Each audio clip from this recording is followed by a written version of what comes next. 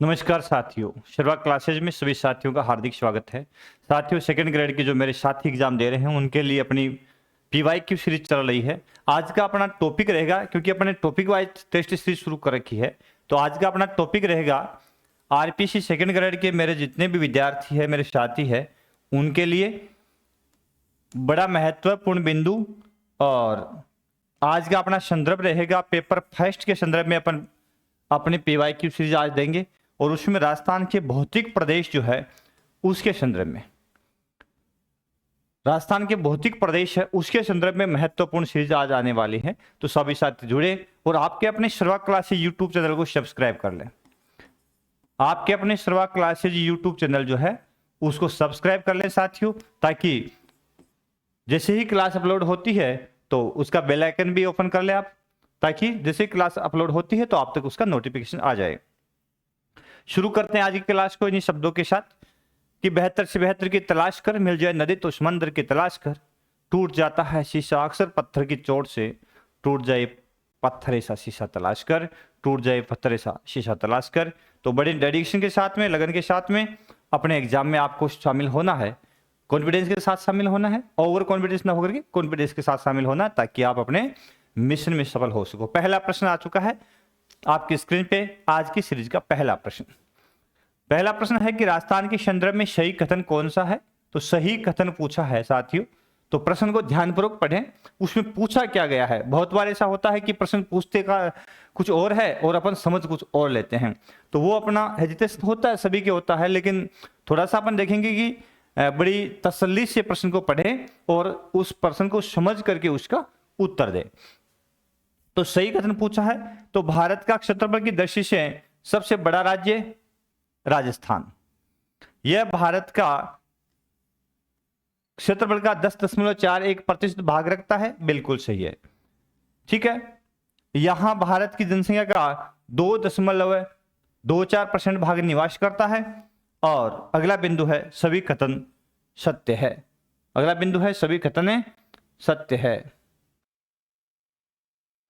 तो चार ऑप्शन इसमें दे रखे हैं, तो चौथा ऑप्शन है सभी कथन सत्य है। अब देखिए इसमें थोड़ा सा टाइपिंग की मिस्टेक है, इसके ऑप्शन अपने को बनाने चाहिए थी। ऑप्शन एक नंबर जो है उसमें कथन कौन कौन से सही हो सकते हैं, ए व ब। दूसरा ए ब से। तीसरा ऐसे। और चौथा सभी सही। थोड़ा सा टाइपिंग मिस्टेक है, ठीक है, सभी सही। तो इस प्रकार से हमें यहां ये देखना है कि निम्न में से राजस्थान के संदर्भ में कौन कौन से कथन सही है। तो सबसे बड़ा राज्य है, बिल्कुल सही है, 32,87,263 वर्ग, सॉरी 3,42,239 वर्ग किलोमीटर इसका क्षेत्रफल है। और क्षेत्रफल में सबसे बड़ा स्टेट है, क्योंकि पहले मध्य प्रदेश होता था 2000 से पहले, क्योंकि उसके बाद में छत्तीसगढ़ जैसे अलग हुआ तो राजस्थान का नंबर इसमें बड़े राज्य के रूप में आ गया है। और 10.41% भूभाग रखता है संपूर्ण भारत का। लेकिन यहाँ पे सी ऑप्शन है कि यहाँ जनसंख्या 2.4% है, ये न होकर के यह इसका उत्तर है 5.6% के आसपास में यह जनसंख्या यहाँ निवास करती, तो ये ऑप्शन ये गलत है। इसका मतलब सभी ऑप्शन सही नहीं हो सकते, तो बचा कौन, पहला और दूसरा। तो इसमें एक नंबर ए और ब ऑप्शन सही हो जाएंगे, है ना। इस प्रकार से इसका उत्तर देना है कि इसमें सही कौन कौन से कथन हो गए, ए व ब कथन सत्य है। अगला प्रश्न देखिए।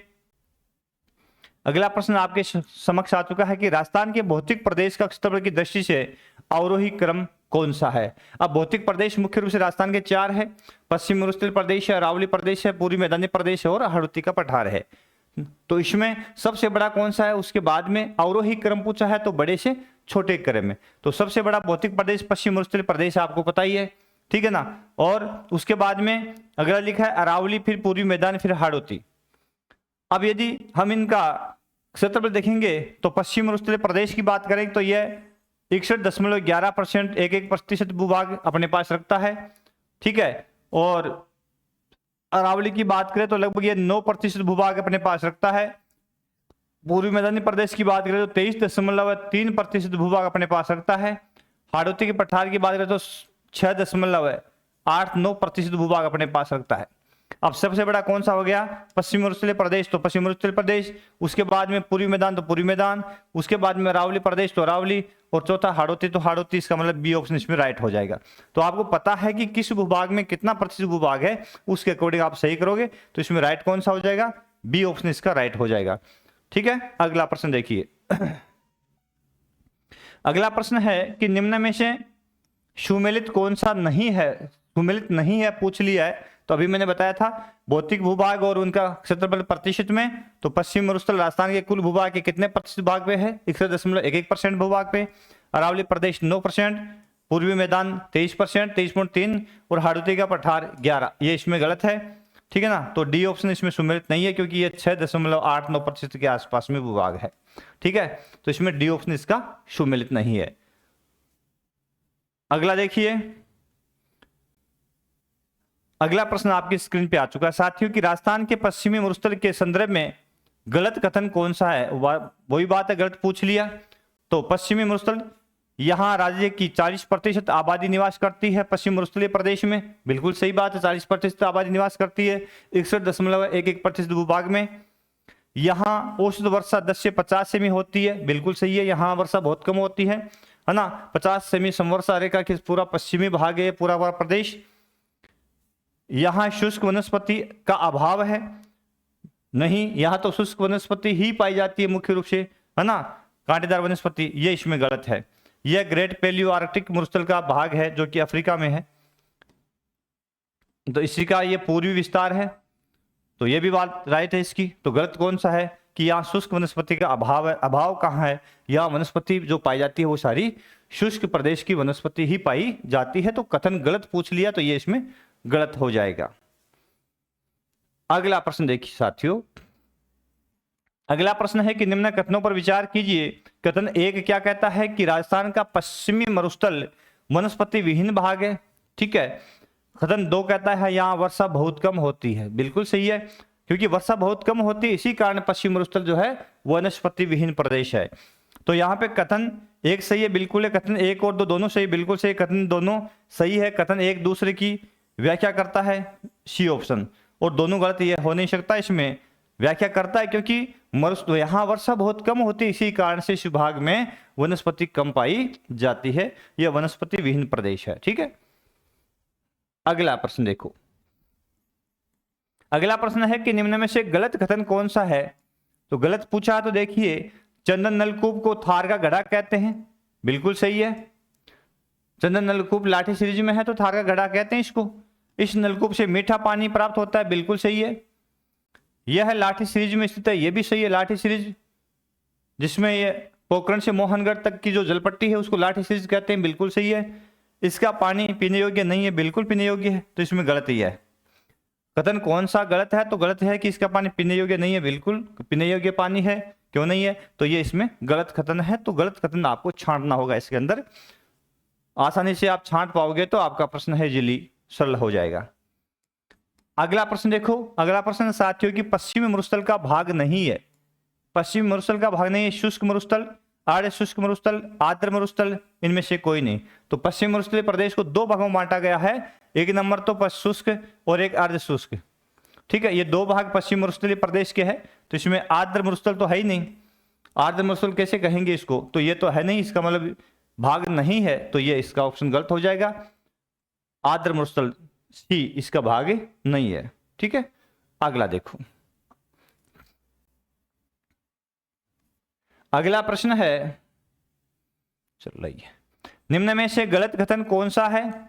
बात वही गलत है, तो इसमें से गलत देखिए, महान रेतीला मरुस्थल इर्ग कहलाता है। तो मरुस्थल के 3 प्रकार मिलते हैं, जो यहाँ पे मुख्य रूप से रेत का विस्तार होता है। पूर्ण रूप से रेतीला जो मरुस्थल होता है उसको इर्ग कहा जाता है। सारा के क्षेत्र में अफ्रीका के अंदर मुख्य रूप से इसको इर्ग कहते हैं, सही बात है। चट्टानी मरुस्थल को हमादा कहते हैं, बिल्कुल सही बात है। निम्न भूमि वाला क्षेत्र रेग कहलाता है, ये गलत बात है, सभी कथन सत्य नहीं हो सकता। ये रेग जो होता है मुख्य रूप से ये मिश्रित मरुस्थल होता है, मिश्रित मरुस्थल जिसमें रेतीला भी हो और कुछ पथरीला भी हो, तो मिश्रित मरुस्थल को रेग कहा जाता है। ये जो निम्न भूमि वाला जो क्षेत्र होता है जिसमें पानी इकट्ठा हो जाता है उसको पलाया कहते हैं, क्या कहते हैं इसको, पलायक सत्र कहते हैं मुख्य रूप से, जहां पानी इकट्ठा हो जाता है ना, या फिर थली के नाम से पुकारते हैं। तो इसमें ये ऑप्शन जो है इसमें गलत पूछा है, तो सी इसका गलत हो जाता है। वैसे ऑप्शन में राइट कौन सा माना जाएगा, सी। अगला देखो, अगला प्रश्न है साथियों कि निम्न कथनों में से गलत कथन बताइए। तो 25 सेमी समवर्षा रेखा पश्चिमी मरुस्थल को दो भागों में बांटती है, बिल्कुल सही है। राजस्थान का जो पश्चिम मरुस्थलीय प्रदेश है उसको शुष्क और अर्ध शुष्क में बांटने वाली समवर्षा रेखा 25 सेमी है। 50 सेमी समवर्षा रेखा राजस्थान को लगभग दो भागों में बांटती है, क्योंकि अरावली के समानांतर है, इसलिए मुख्य रूप से ये इसको दो भागों में बांटती है। 10 सेमी समवर्षा रेखा अरावली के साथ साथ चलती है, ये यहाँ पे गलत है, इसकी स्थिति यहाँ नहीं है। 10 सेमी समवर्षा रेखा यदि अपन बात करेंगे तो राजस्थान के मुख्य रूप से यहाँ पे ये अरावली का प्रदेश हो गया, तो यहाँ पे 10 सेमी समवर्षा रेखा चलती है। 10 सेमी समवर्षा रेखा यहाँ चलती है पाकिस्तान की सीमा के सारे सारे, ठीक है। और यहाँ मुख्य रूप से 25 सेमी चलती है, अरावली के साथ साथ यहाँ 50 सेमी चलती है। ये समवर्षा रेखाएं चलती है, तो 10 यहाँ है न कि अरावली के साथ साथ। इसका मतलब ये ऑप्शन जो है इसमें गलत माना जाएगा, इसलिए उत्तर सही कौन सा हो जाएगा, सी, ठीक है। फिर अगला है कि राजस्थान के अंदर की सबसे कम वर्षा पश्चिमी भाग में होती है, बिल्कुल सही। राजस्थान के पश्चिमी भाग में राजस्थान की सबसे कम वर्षा होती है। अगला प्रश्न देखिए कि निम्न कथनों में से सही कथन कौन सा है। अब तक गलत पूछ रहे थे, अब सही पूछा है। तो पश्चिमी मरुस्थल का 59% भाग बालू का स्तूप युक्त है, क्योंकि पश्चिमी जो मरुस्थल है उसको अपन दो भागों में बांटते हैं, शुष्क जो भाग है और अर्ध शुष्क भाग है। तो शुष्क भाग है राजस्थान का, जो शुष्क भाग मुख्य रूप से है ना, इस भाग को अपन दो भागों में बांटते हैं। एक इसका ट्रायंगल है, यह बालू का स्तूप मुक्त प्रदेश है, बालू का स्तूप मुक्त, और बाकी जो भाग है ये बालू का स्तूप युक्त, बालू का स्तूप युक्त, समझ गए। तो इसके अंदर जो बालू का स्तूप युक्त भाग है ना, वो है 58.5% भूभाग, ठीक है। और बालू का स्तूप मुक्त जो भाग है वो है 40.5% भूभाग, ठीक है।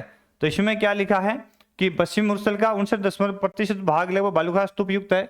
तो ये लगभग सही है कि बालू का स्तूप 58.5 लगभग 59% आ गया है। पश्चिम मरुस्थल का 41% भाग बालू का स्तूप युक्त है, मुक्त है, बिल्कुल ये भी सही है। बालू का स्तूप मुक्त प्रदेश पोकरण, फलोदी और बालोतरा के मध्य में है, तो ये भी बात सही है कि ये जो इसका विस्तार यही है ना।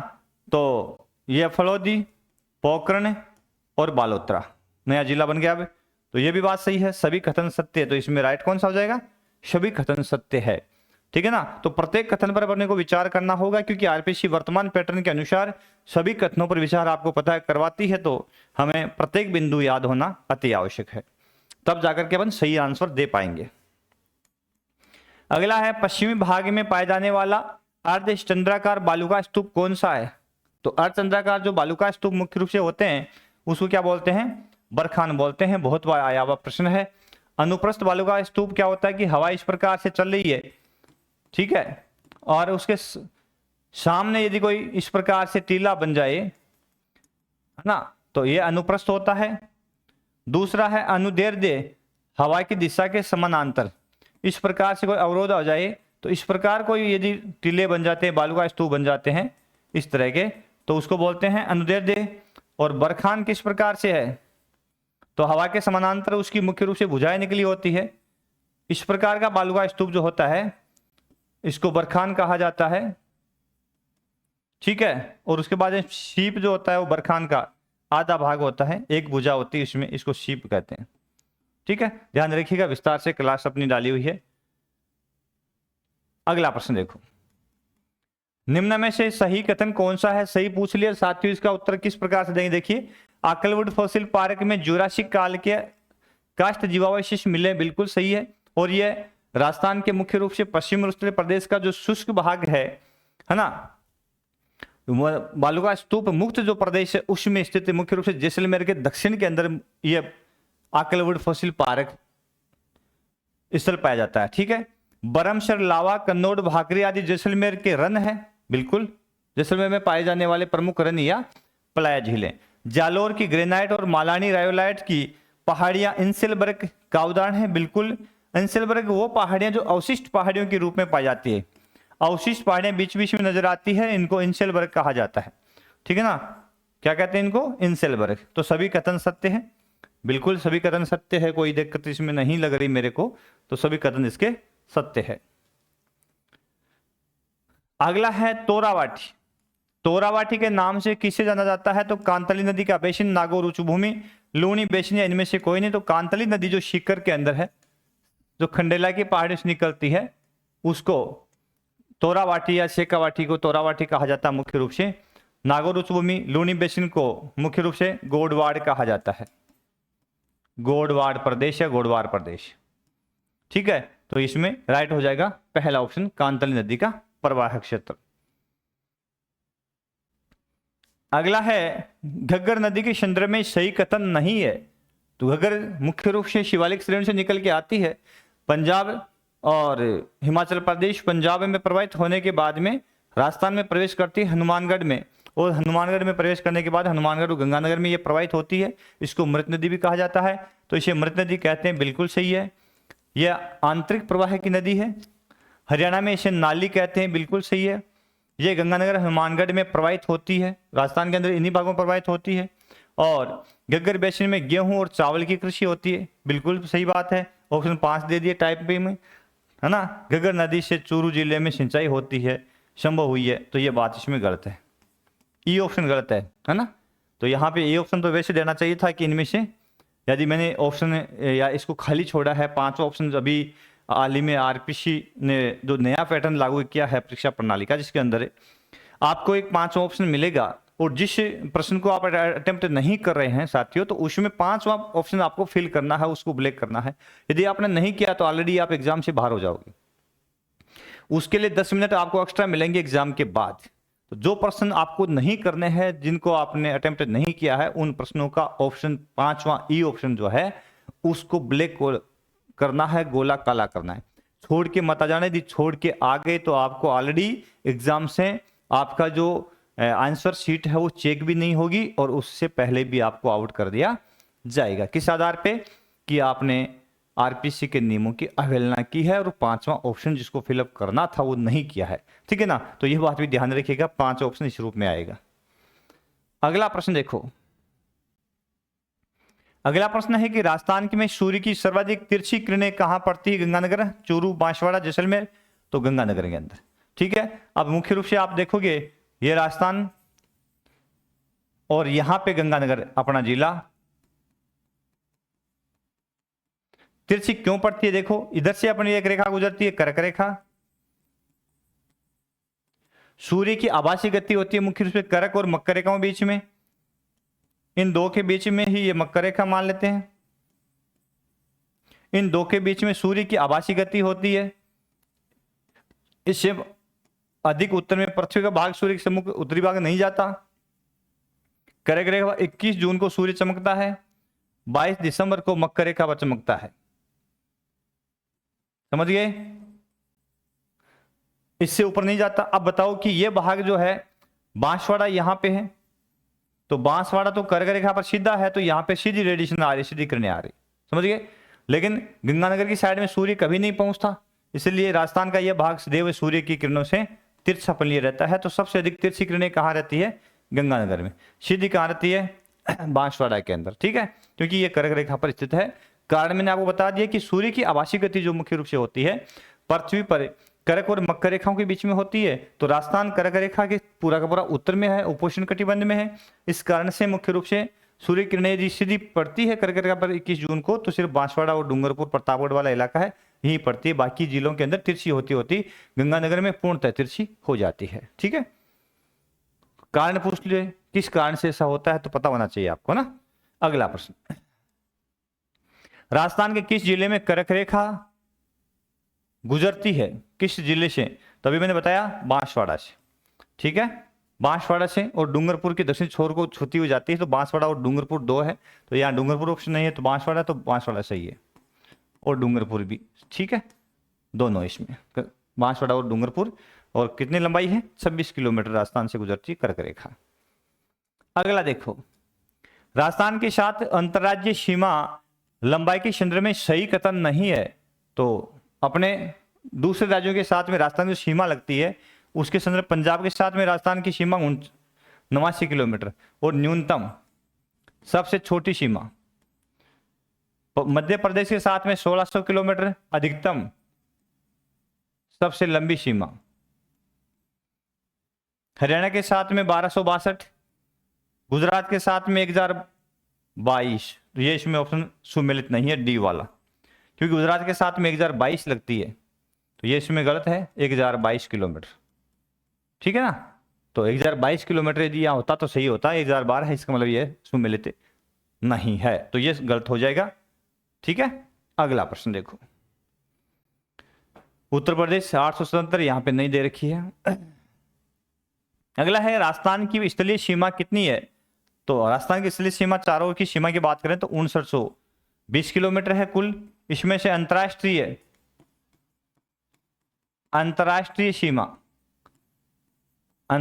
सीमा राजस्थान कितनी है 1070 किलोमीटर। ठीक है, और बाकी सीमा 4850 कितनी है अंतर्राज्यीय। 4850 किलोमीटर कौन सी है अंतर्राज्यीय सीमा। ठीक है, अंतर्राज्यीय सीमा 4850 और 1070 किलोमीटर कौन सी है अंतर्राष्ट्रीय सीमा। तो 1920 टोटल सीमा इसकी है। अगला प्रश्न है राजस्थान के में अरावली पर्वत का विस्तार कितना है। तो राजस्थान के अंदर मुख्य रूप से कुल अरावली की लंबाई 692 किलोमीटर है, तो ये 692 तो कुल है, और राजस्थान के अंदर कितना है 550 किलोमीटर। अरावली का विस्तार राजस्थान में कितना है 550 किलोमीटर। ठीक है, अगला प्रश्न आपके समक्ष है कि राजस्थान के साथ अंतरराष्ट्रीय सीमा लंबाई के संदर्भ में सही कथन नहीं है। सही कौन सा नहीं पूछ लिया। तो राजस्थान के साथ पाकिस्तान की सीमा 1070 किलोमीटर लगती है, जिसको रेड क्लिफ कहा जाता है। ठीक है, रेड क्लिफ यह है अंतरराष्ट्रीय सीमा का 32.91% भाग है, बिल्कुल सही है। पाकिस्तान के साथ में अंतरराष्ट्रीय सीमा अपनी कितनी 3310 किलोमीटर लगती है, तो उसका 1070 से अनुपात निकालेंगे तो 32.19% लगभग हो जाता है। ठीक है, यह सीमा राजस्थान के 5 जिलों से लगती है, क्योंकि 5वां जिला वर्तमान में कौन सा हो गया अपना जोधपुर से अभी नया वाला है फलौदी। कितनी लगती है उसके बारे में भी ऑथेंटिक न्यूज नहीं है, तो फलौदी 5वां जिला हो गया, ये भी बात सही है। सबसे लंबी सीमा बाड़मेर के साथ लगती है, जिला नहीं, यह बात इसमें गलत हो जाएगी। असत्य पूछा है तो इसमें यह लगती है जैसलमेर के साथ। पहले 464 थी, अब जैसलमेर कुछ हिस्सा जो है किस में मिलाया गया है फलौदी के अंदर मिलाया गया है, तो वो कितना होता है, लेकिन पहले 464 थी। सबसे अधिक लंबी सीमा जैसलमेर से लगती थी। ठीक है, बाड़मेर के साथ में कम है, 268 किलोमीटर के आसपास में है, तो इसमें सुमेलित कौन सा नहीं है डी ऑप्शन। अगला प्रश्न अगला है कि पश्चिमी मरुस्थलीय प्रदेश के संदर्भ में गलत कथन कौन सा है। तो पश्चिम मरुस्थल के संदर्भ में गलत पूछा है, तो यह मरुस्थलीय भाग 1,75,000 वर्ग किलोमीटर के अंदर फैला हुआ है, तो बिल्कुल ही 1,75,000 वर्ग किलोमीटर में फैला हुआ है। यह उत्तर पूर्व से दक्षिण पश्चिम में 640 किलोमीटर लंबा है और पश्चिम से पूर्व 300 किलोमीटर चौड़ा है। यह बात भी बिल्कुल सही है। इसका विश्व में 17वां स्थान आता है और उपोष्णता में इसका 9वां स्थान आता है। राजस्थान की पश्चिम मरुस्थलीय प्रदेश और थार का मरुस्थल उसका बिल्कुल सही है। यह थार के मरुस्थल का 61.11% भाग है, ये बात गलत है इसमें, है ना। कैसे गलत है, क्योंकि ये राजस्थान का है, राजस्थान के भूभाग का 61.11% भाग है। थार के मरुस्थल का लगभग 58% भूभाग, 58.68% के आसपास में भाग है ना। तो थार के मरुस्थल का तो 58% के आसपास में है, लेकिन ये 61.1% भाग राजस्थान के भूभाग का है, इसलिए इसमें ये ऑप्शन है वो गलत हो जाएगा। तो इसमें यहाँ टिक की शो कर देंगे। गलत कथन कौन सा है, तो डी यहाँ पे गलत हो जाएगा। ठीक है, अगला प्रश्न बहुत बार पूछा गया, बरखान बालुका स्तूप का विस्तार नहीं है, कहां पे नहीं है। भालेरी, चूरू, जैसलमेर, सूरतगढ़, गंगानगर और लूणकरण से बीकानेर, ओशिया, जोधपुर, मेंढा नदी, सीकर, फलोदी, जोधपुर और पोखरण, जैसलमेर। तो इसमें देखो सभी जगह है। कहाँ नहीं है? फलोदी और पोखरण में नहीं है। यहाँ पे तो हमादा मिलता है, फतरेला मरुस्थल मिलता है। इस कारण से अपन कह सकते हैं कि यह भाग जो बालुका स्तूप विहीन प्रदेश है, बाकी सब जगह बरखान बालुका स्तूप पाए जाते हैं। अर्धचंद्राकार बालुका स्तूप। अगला बालुका स्तूप के संदर्भ में है कि सूरतगढ़, रावतसर, चूरू, झुंझुनू में किस प्रकार के बालुका स्तूप मिलते हैं। ठीक है, तो यहाँ पे मुख्य रूप से किस प्रकार के मिलते हैं? बरखान शीप, तो बरखान शीप, अनुप्रस्थ और तारा। तो इसमें इस भागों में मुख्य रूप से अनुप्रस्थ बालुका स्तूप मिलते हैं, सूरतगढ़, रावतसर, चूरू और झुंझुनू के अंदर। सूरतगढ़ और रावतसर में तो, सूरतगढ़ में तो मुख्य रूप से बरखान भी मिलते हैं, ठीक है ना। रावतसर, चूरू, झुंझुनू वाला जो इलाका है, यहाँ पे अनुप्रस्थ बालुका स्तूप पाए जाते हैं।